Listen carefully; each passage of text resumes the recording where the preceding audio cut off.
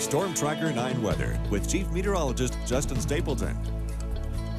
Well, check this out. It might be the second day of spring, but do you remember what this looked like last year? This was 1 year ago today. I certainly do. I got a phone call at about 6:45 in the morning saying, look outside. March 21st, 2012, we all woke up to about 7.5 inches of snow, according to out towards Eugene Airport. And as you saw, it certainly brought down some tree limbs at the time. Started falling overnight, piled up on the valley floor, and by sunrise, everything was covered, bringing a snow day for just about everybody right before spring break for a lot of the students as well. And here's an interesting little fact. It was the most snow we had seen in 20 years here in Eugene and Springfield, and set a new record for snow that late in the season. Today, that's not been the case, thankfully. I tell you, here at the Weather Center, we're like, woo, thank goodness we don't have to do that again.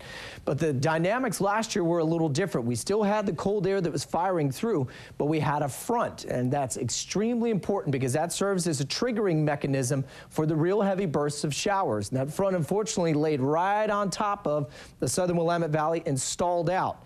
Now, that happens sometimes, and when it does, that's when you can concentrate the most showers, which is what we saw. Front stalled out over top of us that night, and we just got blasted with lots and lots of snow. We're still looking at some pretty good snow. In fact, trip check cams as you go up towards Government Camp and working their way up towards Mount Hood and Timberline Lodge have seen a lot of snow, about 10 inches.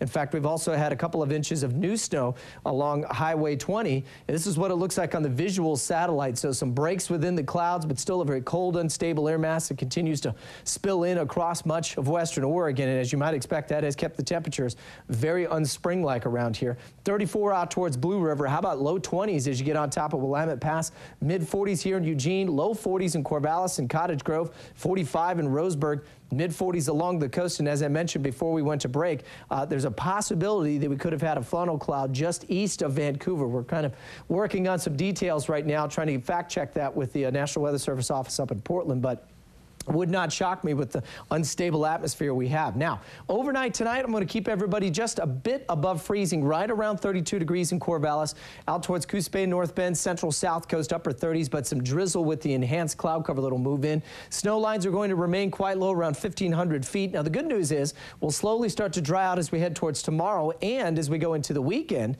sunshine starts to return, all courtesy of this nice little ridge of high pressure that's starting to push all this cold air out of the way. But the chilly air will still stick around for most of tomorrow. As you can see, the trough is slowly moving inland into California, so that'll keep a slight chance for some showers around probably tomorrow morning. I think they're wrapped up pretty quickly as we head towards the afternoon, and we'll start your weekend dry. Now, we've got another system that tries to get close to us. I think our precision cast is being a little too bullish on that rain. I think it's going to fall apart before it gets here, but we'll see some high clouds, and that's about it for Saturday. Sunday's looking good right now. So partly sunny, temperatures not bad tomorrow, still chilly around 47 to 49 degrees. 51 and sunny by the afternoon on Saturday. Some clouds start to move back late Sunday, and then as we get in towards next week, that's when we start to see the showers move back in late Tuesday, Wednesday, and Thursday. In the Umpqua Basin, cloudy start, should see a mostly sunny finish. Chilly, though, temperatures in the low 50s, then quickly back to the upper 50s and sunny by Sunday afternoon, and rain returning midweek next week. Isolated snow showers again, maybe 1 to 2 inches of accumulation late night tonight, not much out there. Mostly sunny in Bend and Redmond for not just tomorrow, but most of the weekend and early next week before some rain showers move back in Wednesday. And we'll call for an isolated morning shower here in the valley.